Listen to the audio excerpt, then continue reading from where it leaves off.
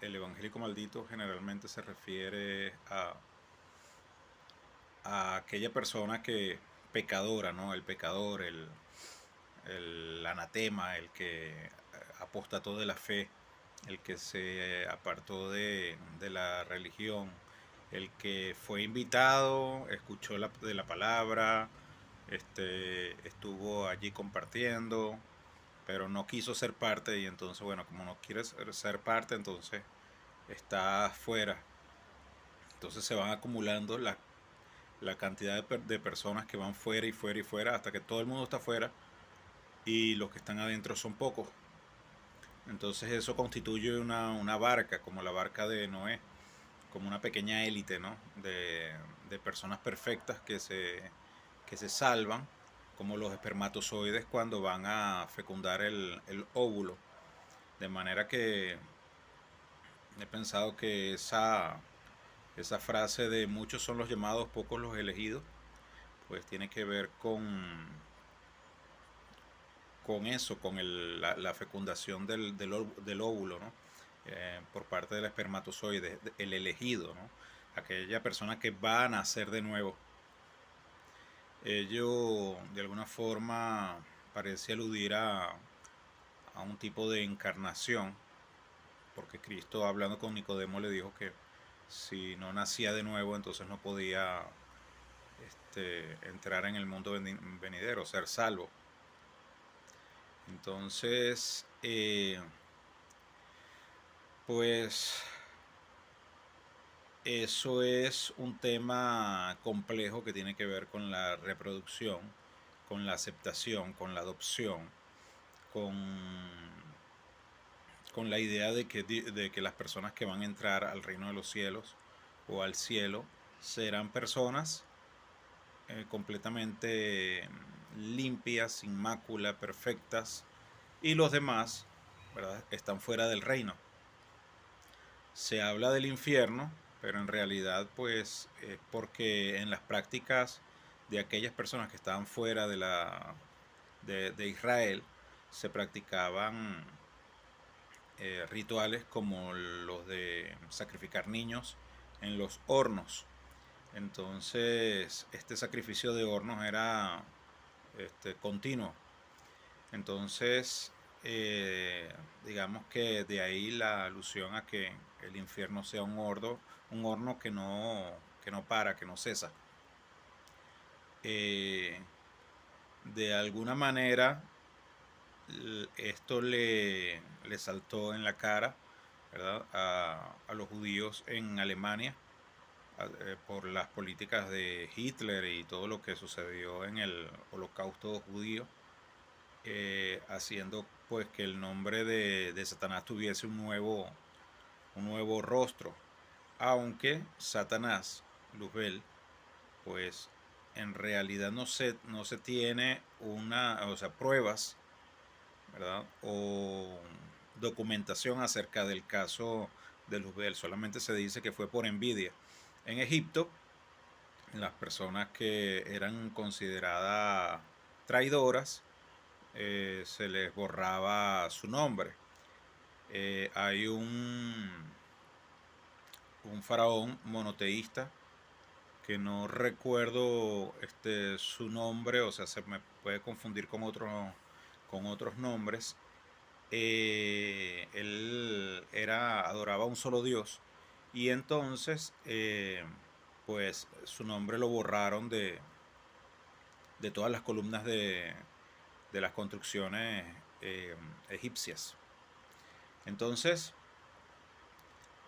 es posible que sencillamente Luzbel o Satanás o quien haya sido este personaje, no estuvo de acuerdo con algún tipo de concilio, de políticas, etcétera, y entonces fue echado de ese grupo y para, para condenarlo eternamente, pues lo convirtieron en el diablo. Así también hizo, tengo entendido, Miguel Ángel, que estaba eh, como en discusiones o tenía algún tipo de riña o de enemistad con un, con un religioso pues de la Iglesia Católica, y entonces lo pintó en la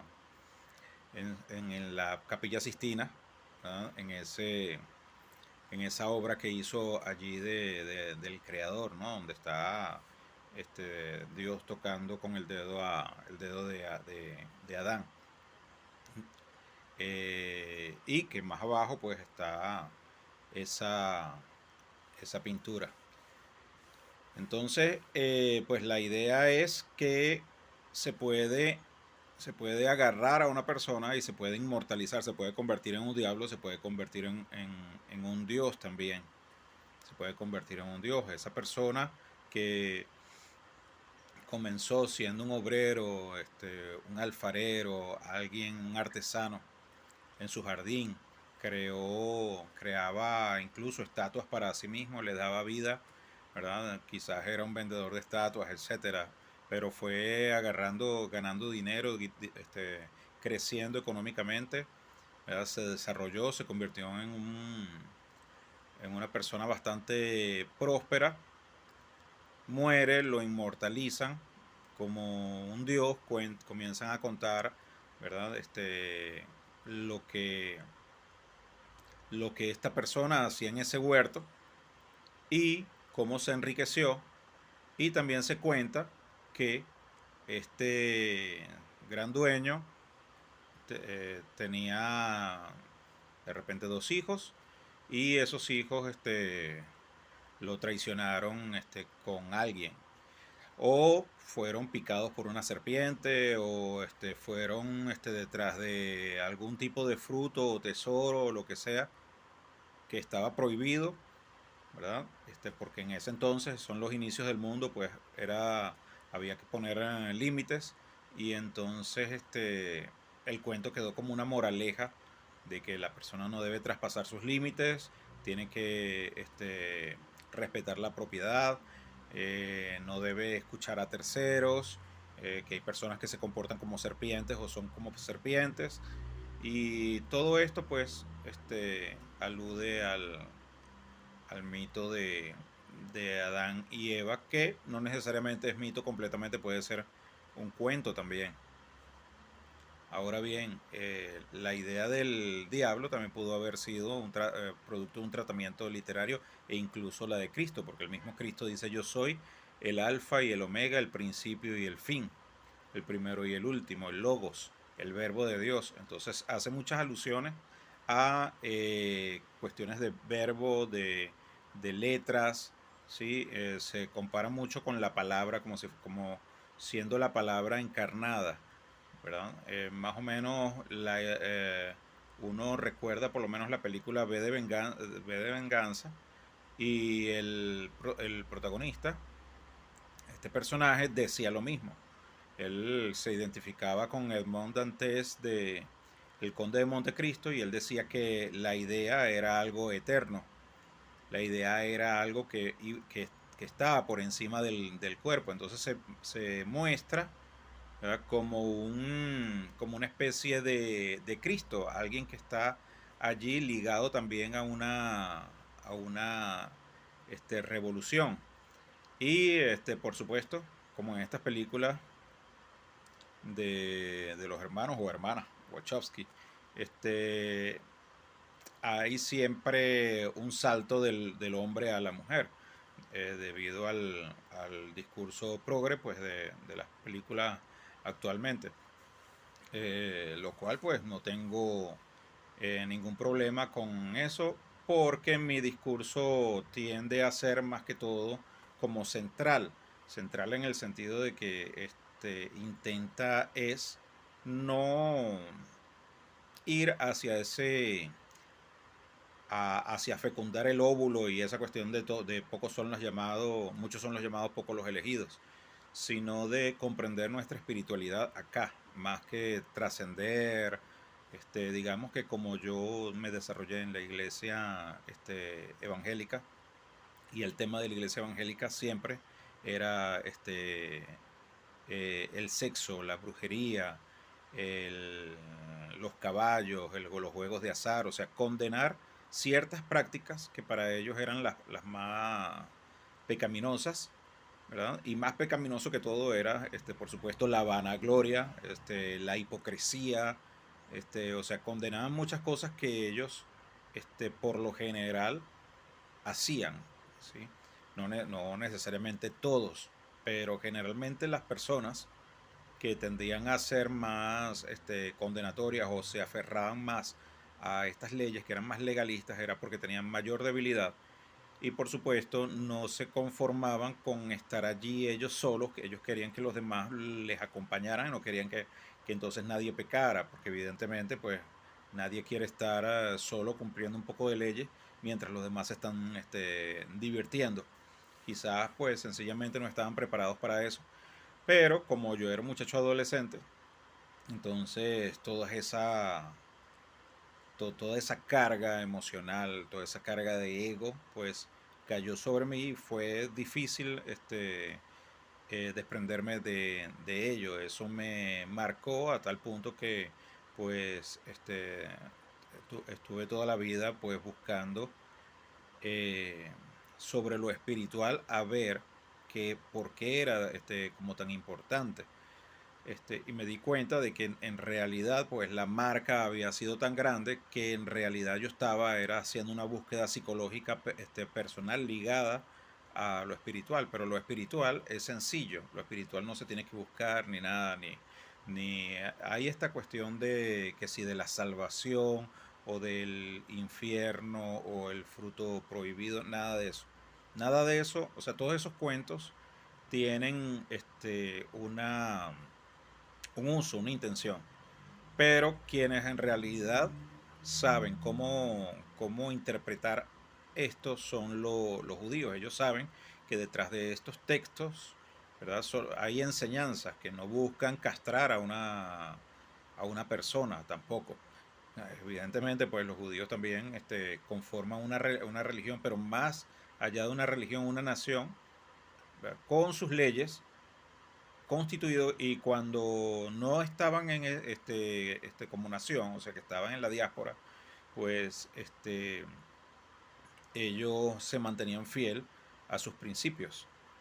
Evidentemente, pues tenían celo de sus leyes y de la palabra de Yahvé y todo este tipo de cuestiones, pero vamos a decir, con cierta moral o vamos a decir razón, porque ellos eran descendientes pues de Abraham, Isaac, Jacob, venían de ese pueblo de Israel. Digamos que la responsabilidad con Yahvé era directa. En cambio, nosotros, o por lo menos aquellas personas que no son judías, pues están de acuerdo al pacto noahida. Y entonces no están, ¿verdad?, obligados a tener que hacer las mismas cuestiones que los judíos. Entonces por eso, pues es allí donde los evangélicos fallan porque buscan como, vamos a decir, llenarse de una carga que no es de ellos. Era esas cargas, esas responsabilidades, esas prohibiciones eran para los judíos.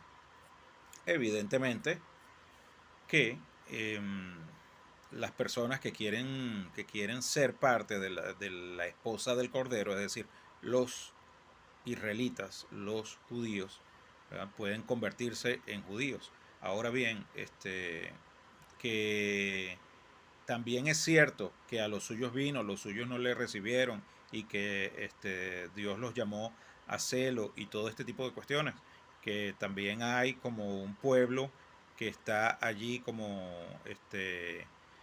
injertado. Bueno, sí, eso es otra cosa, pero el centro, la raíz siempre es Judá, porque esto es un pacto con Abraham sobre las generaciones, sobre llenar las estrellas del cielo, o sea, trasciende el planeta, tiene que ver con una promesa que va más allá de lo material.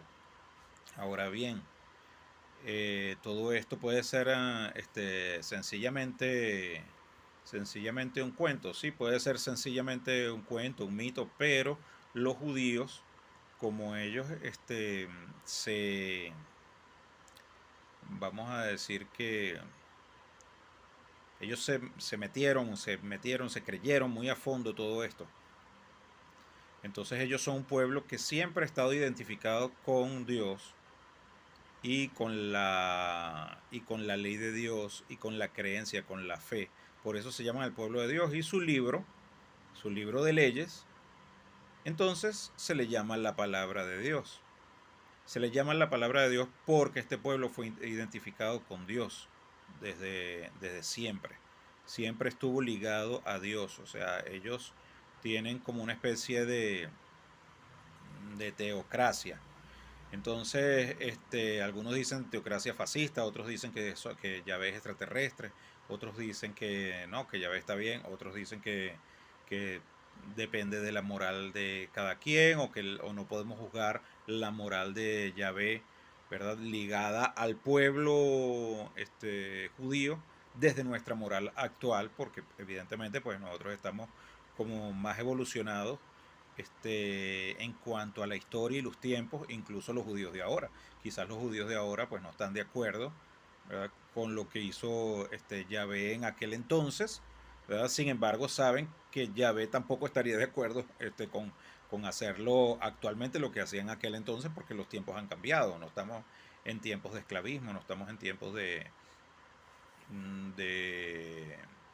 de someter a las personas. La esclavitud es un término que ha cambiado y que tampoco pues podemos ser tan eh, extremistas de pensar que no estamos esclavizados a nada, porque estamos esclavizados a este mundo, a la materia, a ciertas contingencias, a leyes. Las esclavitudes modernas serán modernas y futuras. El ser humano no se libera. O sea, la palabra libertad puede ser una palabra contaminante, tóxica. Si lo que pretendemos es liberarnos de nuestros deberes, nuestras responsabilidades. Y así, por eso es que es importante también lo del oráculo. La Biblia comienza con un oráculo. O sea, cuando Abraham quiere saber si en realidad va a tener esa heredad que Dios le está prometiendo, Yahvé utiliza un oráculo. Le dice que busque 2 palomillas, que busque unos terneros, los parte por la mitad, pasa fuego por el medio, hace una lectura, que supongo que serán las lecturas antiguas de las entrañas, y entonces Abraham cae en un profundo sueño, y entonces allí se le dice que Israel caería 400 años bajo esclavitud con los egipcios, y que luego recibiría la tierra prometida. Entonces, eh, todo este pacto con Abraham está fundamentado y basado en un oráculo, y no es el Tumim y Urim ni tampoco es el Efod, porque esos dos, ¿verdad?, fueron los que Dios les dio, ¿verdad?, o Yahvé les dio a los levitas, pero en el tiempo en el que ya Israel estaba constituido como nación. Evidentemente Dios iba a prohibir ciertas cosas, porque ya no se estaba refiriendo simplemente a tribus, se estaba refiriendo ahora a una nación que necesitaba leyes, necesitaba refinarse, necesitaba depurarse de antiguas creencias que no eran convenientes, no es que fuesen malas, sencillamente vamos a decir que Dios, como buen cultivador, sabía cómo podar la planta, cómo hacerla crecer, qué tratamientos utilizar para ese momento. Entonces, no se puede pretender que Israel sencillamente iba a salir a surgir de la nada. Para eso fue necesario guerras, combatir, fue necesario que muriera mucha gente. Pero en realidad, como Dios es el creador, ¿verdad? O esa es la fe, pues si estamos creyendo que existe un creador y nosotros somos las criaturas, entonces las criaturas se someten al creador. Si el creador quiere destruir, por ejemplo, un compositor hace una canción y quiere agarrar y arrugar el papel y no cantar esa canción, porque sencillamente no va, entonces no va la canción. Si la lanza al fuego, la lanza al fuego. Sin embargo, siempre el creador tiene eso en la mente y sabe después, más adelante, cuando encuentra un momento para volver a plasmarla, la plasma en nuevo papel y bajo un nuevo cuerpo, bajo nuevas condiciones, en un nuevo universo. Entonces, eso significa que Dios siempre termina las obras. Si algunas obras son destruidas en un ciclo dentro de un universo, porque para ese universo no se haya lugar para ello. Porque estamos hablando dentro de la modalidad de Dios como creador. Si estamos hablando de la modalidad de Dios como absoluto, ni siquiera cabe la idea de creador, porque el creador es alguien que se le ocurre algo en algún momento. En Dios las cosas preexisten o ni siquiera preexisten, coexisten con Él siempre. No crea, sino que simplemente todo existe con Él, porque está consciente de todo, de todas sus ideas, de todo lo que Él podría proyectar o no proyectar. Y lo que proyecta ni siquiera lo proyecta hacia afuera. O sea, no podemos imaginar ni siquiera quién es Dios, porque si nos los imaginamos como humanos, siempre como tenemos dos ojos, ojos, boca, tenemos sentidos que dan hacia afuera, entonces nosotros tenemos una tendencia a orientarnos por estos sentidos y hablamos en términos de afuera y de adentro, pero Dios no dentro de su estado incorpóreo, no necesita eso, no necesita lo que son sentidos, direcciones, pensamientos, procesos para pensar y llegar a una conclusión o problemas, etcétera. No se necesita eso. Entonces, bien, eh, queda pendiente lo que estábamos hablando también de Simón Bolívar, porque acá en Venezuela, ahorita que en Venezuela está la situación con la política. La política es algo que tiene que comprenderse desde el punto de vista histórico, porque la historia es lo que nos hace tomar las decisiones. Entonces, aquí el oráculo depende de lo histórico y la historia depende también de cómo se le interpreta y la interpretación depende de la filosofía y del tiempo que estemos viviendo en la historia. Y los filósofos, ¿verdad?, para comprenderse a sí mismos, también, ¿verdad?, en vez de seguir como los navegantes o como los astrólogos las estrellas, ¿verdad?, se regían, ¿verdad?, por la contemplación de todas las cosas, de los elementos, ¿verdad?, de los elementos hasta su expresión más ínfima como los átomos. Y de allí su composición y la esencia, el sustrato, ¿verdad?, las bases, los fundamentos de la realidad, para también fundamentar a partir de allí las estructuras, la arquitectura, la nación, lo que es la cultura, el pensamiento, la filosofía y el tipo de política que, que se va a utilizar. Entonces todo esto ha girado a lo largo de los siglos, ha dado vueltas. Los filósofos no han encontrado como tal una verdad total, absoluta. Se habla de como de una especie de, o sea, en abstracto, pues, un ideal, el mundo de las ideas de Platón, pero siempre está en debate, en constante dialéctica. Esta dialéctica, esta constante dialéctica en la que se encuentran los filósofos, dio pie a que hubiese un ya basta, vamos a dedicarnos a aplicar, ¿verdad?, lo que sabemos, a ver cómo transformamos este mundo